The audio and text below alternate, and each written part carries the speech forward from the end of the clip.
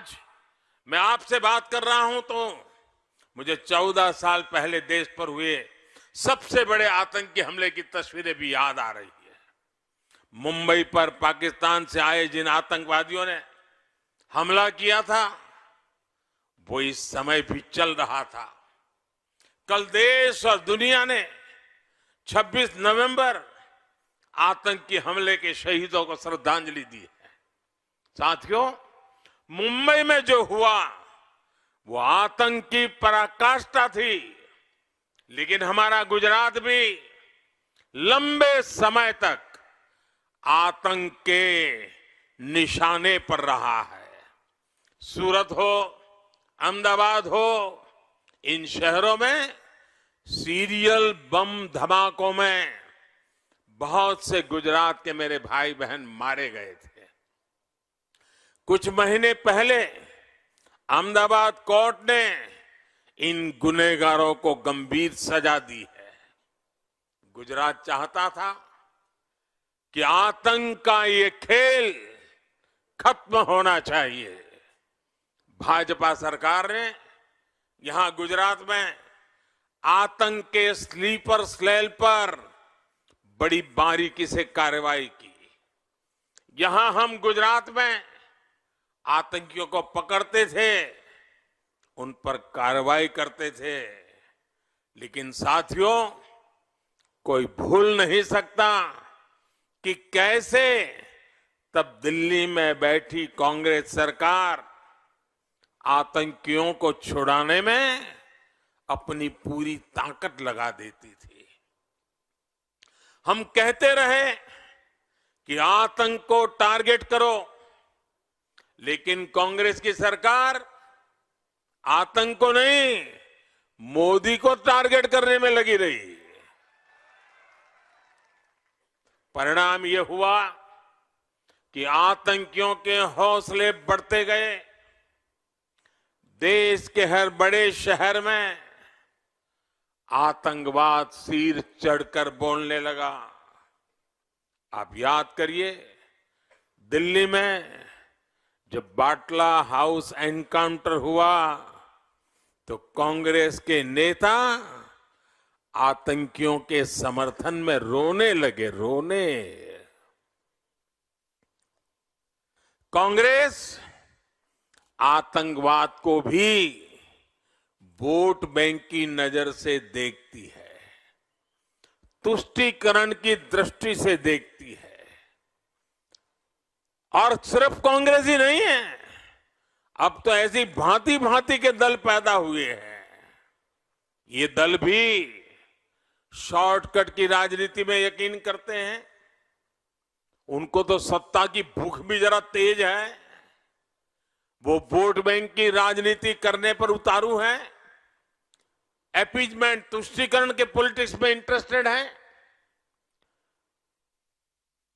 कुछ लोगों को बुरा न लग जाए, अपनी वोट बैंक को दिक्कत न हो जाए, इसलिए भयंकर से भयंकर आतंकी घटना के बावजूद भी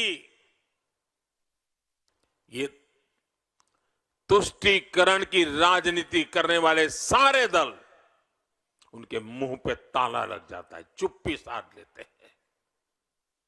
इतना ही नहीं, जब कोर्ट के अंदर मामले चलते हैं तो पिछले दरवाजे से उन्हीं से मिले हुए लोग आतंकवादियों की पैरवी करने के लिए कोर्ट के दरवाजे तक पहुंच जाते हैं। भाइयों बहनों, ऐसे दलों से गुजरात को, देश को बहुत सतर्क रहने की जरूरत है। साथियों, 2014 में आपके एक वोट ने, आपके वोट की ताकत देखिए, आपके एक वोट ने आतंकवाद को कुचलने में हमारी बहुत मदद की है। भारत के शहरों में तो छोड़िए, अब सीमा पर भी आतंक फैलाने से पहले आतंकियों के आकाओं को 100 बार सोचना पड़ता है। अब भारत आतंकियों के घर में घुसकर उन्हें खत्म करता है। लेकिन कांग्रेस हो या वोट बैंक के भूखे कुछ दल, ये लोग सर्जिकल स्ट्राइक पर भी सवाल उठाते हैं, हमारी सेनाओं के सामर्थ्य पर भी सवाल उठाते हैं। भाई और बहनों, दुनिया में हम देख रहे हैं कि जिस भी देश ने आतंकवाद को हल्के में लिया, वो आतंक के चंगुल में फंस गया।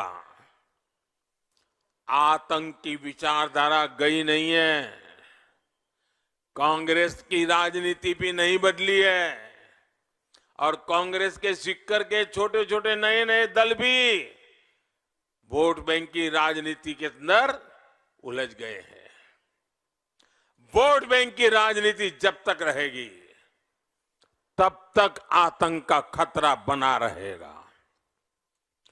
ये भाजपा की डबल इंजन सरकार है, जो आतंक पर लगाम लगाने के लिए लगातार काम कर रही है।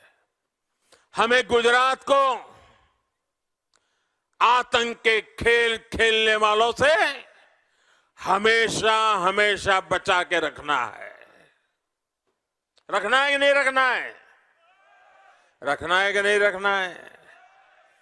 गुजरात की जिस पीढ़ी ने कर्फ्यू तक नहीं देखा, 20-25 साल के नौजवानों ने कर्फ्यू नहीं देखा है। जिन नौजवानों ने कर्फ्यू तक नहीं देखा है, मुझे उनको भी बम धमाकों से बचाना है।